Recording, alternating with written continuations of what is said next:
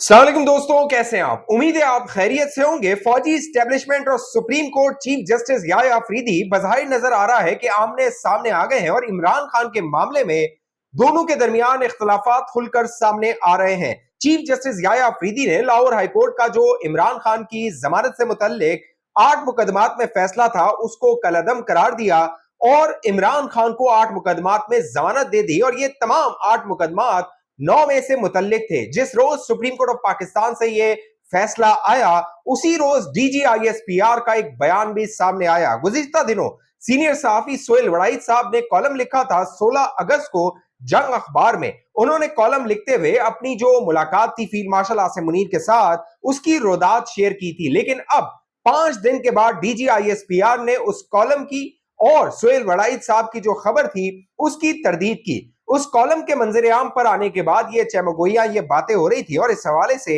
अलीमा खानम जो कि इमरान खान की बहन है, उज़मा नौरीन जो कि इमरान खान की बहन है, उनके बयानात भी सामने आए थे और कहा गया था कि इमरान खान कभी माफी नहीं मांगेगा, फौज को इमरान खान से माफी मांगनी पड़ेगी। अब डीजीआईएसपीआर इस्लामाबाद में एक इवेंट पे मौजूद थे।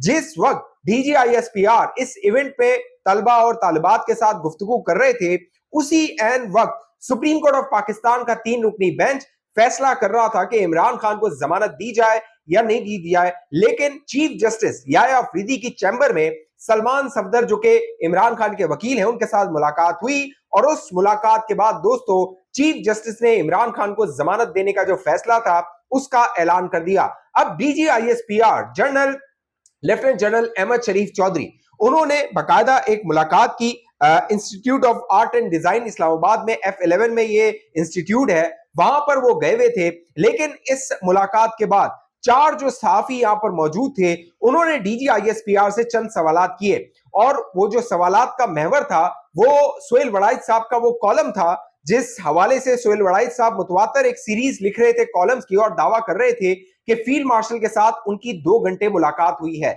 DG ISPR lieutenant general Ahmad Sharif Chaudhary ने ऐसी किसी भी मुलाकात की तरदीद कर दी।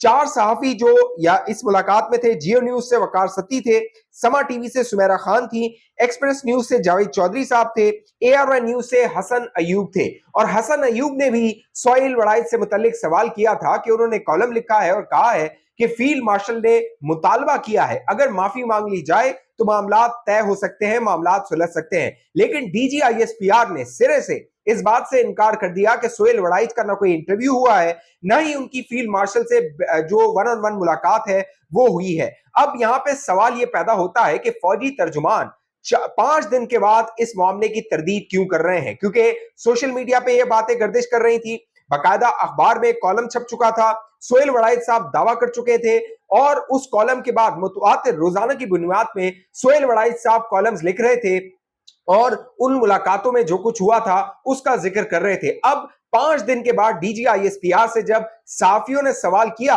उस सवाल के जवाब में डीजीआईएसपीआर ने सोहेल वड़ाइच की जो खबर थी या फिर तासुर दिया जा रहा था कि शायद उन्होंने कोई इंटरव्यू किया है, हालांकि वो कॉलम आप देखिए 16 अगस्त का आप कॉलम पढ़ें जो कि मैं अभी आपके सामने रखता हूं, आपको पता लग जाएगा कि सोहेल वड़ाइच साहब कैटेगोरिकली कह रहे हैं कि उनकी आर्मी चीफ के साथ 2 घंटे मुलाकात हुई है। एक मुलाकात उनकी इवेंट में हुई थी जो ब्रसल्स में हुआ था, जिसका जिक्र अब डीजीआईएसपीआर ने कहा और कहा कि वन ऑन वन कोई मुलाकात नहीं हुई, इंटरव्यू कोई नहीं हुआ। जो सोहेल वड़ाइच साहब है वो खुद अपनी तशहीर करने के लिए, क्लेम करने के लिए, अपने आप को खबरों में रखने के लिए इस तरह के दावे कर रहे हैं, ये डीजीआईएसपीआर ने कहा।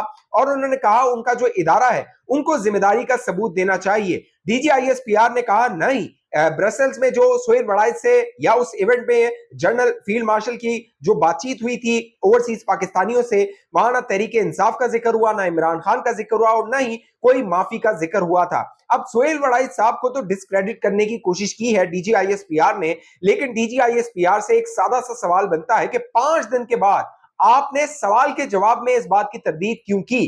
क्यों डीजीआईएसपीआर ने जब 16 अगस्त को यह कॉलम छपा उसकी शाम को या दोपहर को या अगले रोज सुबह 17 तारीख को आप तरदीद कर देते, कोई बयान डीजीआईएसपीआर जारी कर देता? क्यों 5 दिन के बाद आपसे सवाल करने पर आपने ये कहा कि इस तरह की कोई मुलाकात या इस तरह का कोई इंटरव्यू नहीं हुआ। अब अगर सोहेल वड़ाइच साहब ने दोस्तों जो कॉलम लिखा था उसको आप बगौर पढ़े तो आपको अंदाजा होगा कि सोहेल वड़ाइच साहब ने जो दावे किए थे वो उनकी वन ऑन वन मुलाकात में ही हुए थे। बाकायदा सोहेल वड़ाइच साहब लिखते हैं, बिला आखिर वो पहली मुलाकात बेल्जियम के शहर ब्रसेल्स में हुई। ये पहली मुलाकात थी, मैंने कभी खुफिया मुलाकात की थी और ना आज की। ये एक आजिज सहाफी और फील्ड मार्शल की मुलाकात थी जिसमें मेरे खुरदरे सवालात थे और उनके वाज़ेह और शफाफ जवाबात थे। यानी सोहेल वड़ाइच साहब दो टोक कह रहे हैं कि फील्ड मार्शल से मैंने सवालात किए और उन्होंने जवाबात दिए। वो आगे कहते हैं, बात सियासत से शुरू हुई और बिलखुसूस इन अफवाहों पर कि सदर पाकिस्तान और वजीर आजम को तब्दील करने पर काम हो रहा है। जनरल आसिम मुनीर ने ब्रसेल्स के जलसे में और मेरे साथ 2 घंटे तवील निशिस्त में वाज़ेह तौर पर कहा कि तब्दीली के बारे में अफवाहें सरासर झूठ है। अब DGISPR इस हवाले से क्या कहेंगे जब सोहेल वड़ाइच साहब कह रहे हैं 2 घंटे मेरे साथ मुलाकात में उनकी बात हुई है। जब इनसे पूछा गया कि ये सब खबरें तो सिविल और अस्करी एजेंसियों की तरफ से आई हैं तो उन्होंने कहा कि ऐसा मुमकिन नहीं। दरअसल इनके पीछे हुकूमत और मुक्तदरा दोनों के मुखालिफ और सियासी अनारकी पैदा करने वाले अनासर हैं। अपने अजाइम पर उन्होंने स्टेज पर खड़े होकर कहा कि खुदा ने मुझे मुल्क का महाफिज बनाया है, मुझे इसके अलावा किसी ओहदे की ख्वाहिश नहीं है, मैं एक सिपाही हूं और मेरी सबसे बड़ी ख्वाहिश शहादत है। जनरल आसिम मुनीर बार बार सियासी हुकूमत के तदब्बर और बिलखुसूस वजीर आजम शहबाज शरीफ के 18 घंटे पुरखलूस काम करने को सराहते रहे। उन्होंने कहा कि जंग के दौरान वजीर आजम और काबीना ने जिस अज़्म और हौसले का मुजाहरा किया इसकी तारीफ की जानी चाहिए। सियासी हवाले से किए गए सवाल पर उन्होंने कहा, सियासी मसलहत सच्चे दिल से माफी मांगने से मुमकिन है। यानी अब जनरल आसिम मुनीर इनडायरेक्टली, जो कि सोहेल वड़ाइच साहब ने ये नहीं कहा कि उन्होंने इमरान खान का जिक्र किया है, लेकिन वो क्या कह रहे हैं कि सियासी मसालिहत सच्चे दिल से माफी मांगने से मुमकिन है। इस हवाले से उन्होंने स्टेज पर कुरान पाक की आदम की तख्लीक और शैतान के किरदार के हवाले से आयत का मतन और तर्जुमा सुनाया, जिससे वाज़ेह होता था कि शुरू में फरिश्तों को आदम से मसला था, मगर खुदा ने आदम को तख्लीक किया तो सिवाय इब्लीस के सब फरिश्तों ने इंसान को खुदा का हुक्म और करिश्मा समझकर कबूल कर लिया। गोया माफी मांगने वाले फरिश्ते रहे और माफी ना मांगने वाला शैतान बन गया। यानी इमरान खान को इनडायरेक्टली वो कह रहे हैं, हम जो मतलब अक्सर है कि वो शैतान है। माशी बहरान के हल के हवाले से इनके पास पूरा रोड मैप था जिसमें 5 और 10 साल के अंदर पाकिस्तान को दुनिया के तरक्की याफ्ता ममालिक की सफ में खड़ा करने की मंसूबाबंदी थी। उन्होंने हिसाब किताब का लगाकर बताया कि अगले साल से रिकॉर्डिक से हर साल $2 अरब का खालिस मुनाफा होगा और जो हर साल बढ़ता जाएगा। जनरल आसिम मुनीर ने बताया कि पाकिस्तान के पास नायाब जमीनी खजाने हैं, इस खजाने से पाकिस्तान का कर्जा भी उतर जाएगा और पाकिस्तान का शुमार जल्द ही खुशहाल तरीन माशरों में होने लगेगा।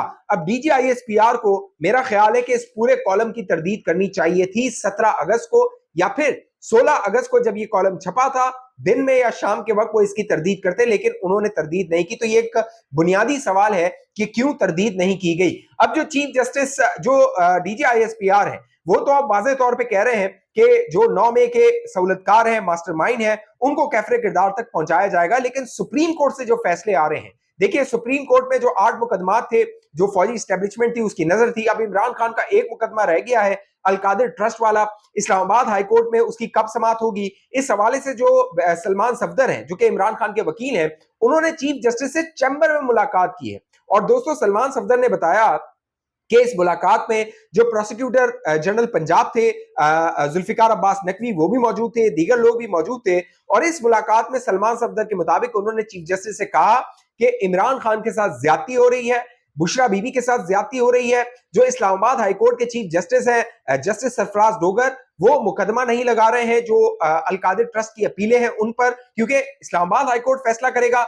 सपोज इस्लामाबाद हाईकोर्ट के जो जज हैं वो मुस्तरद कर देते हैं, वो कहते हैं कि जो फैसला है निचली अदालत का वो बरकरार रहेगा, फिर वो सुप्रीम कोर्ट में चैलेंज हो जाएगा। सुप्रीम कोर्ट में जिस तरह ये लाहौर हाईकोर्ट का फैसला था वो आया, वो उड़ गया, तो हो सकता है वो मुकदमा भी उड़ जाए। तो फौजी स्टैब्लिशमेंट जो है आने वाले दिनों में, जो अदालत है, चीफ जस्टिस है और जो फौजी स्टैब्लिशमेंट है, मुमकिन है कि उसमें टकराव हो इमरान खान को लेके, क्योंकि अब 2 साल हो गए हैं, 2 साल से अब जायद हो रहे हैं, इमरान खान को जेल में रखा हुआ है। लेकिन कब तक रखा जाएगा? देखिए इमरान खान अब तक जो है वो डील कर चुका होता। इमरान खान के पास जो डील लेके गए थे, मेरा ख्याल है कि अगर इमरान खान चाहता तो वो डील कर लेता, बाहर चले जाता। लेकिन इमरान खान को, मेरा ये ख्याल है, ये लग रहा है कि जो डील का सौदा है वो घाटे का सौदा है। इमरान खान अडियाला में वर्जिश कर रहा है, अपने आप को फिट रख रहा है, जब वो बाहर आएगा तो मेरा ख्याल है कि जो फौजी स्टैब्लिशमेंट और अदालत है उसके दरमियान आने वाले दिनों में ये जो खलीज है या जो कशीदगी है इसमें मजीद इजाफा हो सकता है इमरान खान को लेके।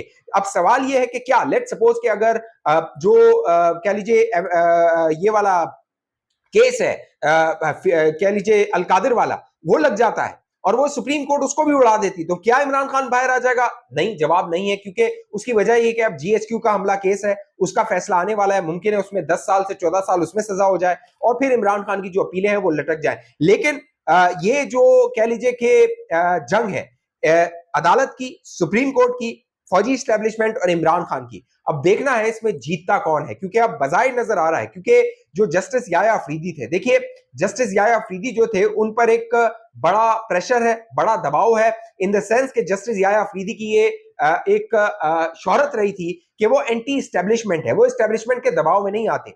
और 2 साल गुजर गए हैं जब से जस्टिस याया अफरीदी जो है वो चीफ जस्टिस बने हैं, उसके बाद से जिस तरह के फैसले आ रहे हैं बजाय नजर आ रहा था कि वो फौजी इस्टेब्लिशमेंट को खुश करने या उनकी मंशा के मुताबिक आ रहे हैं, लेकिन इमरान खान का जो मामला है बजाय नजर आ रहा है दोस्तों अब इस्टेब्लिशमेंट के हाथ से भी निकल रहा है और अदालतों के हाथ से भी निकल रहा है। लेकिन ये मामला कहां जाएगा ये आने वाला वक्त फैसला करेगा।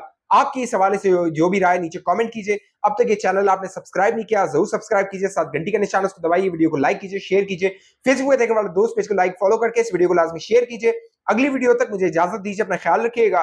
पाकिस्तान जिंदाबाद।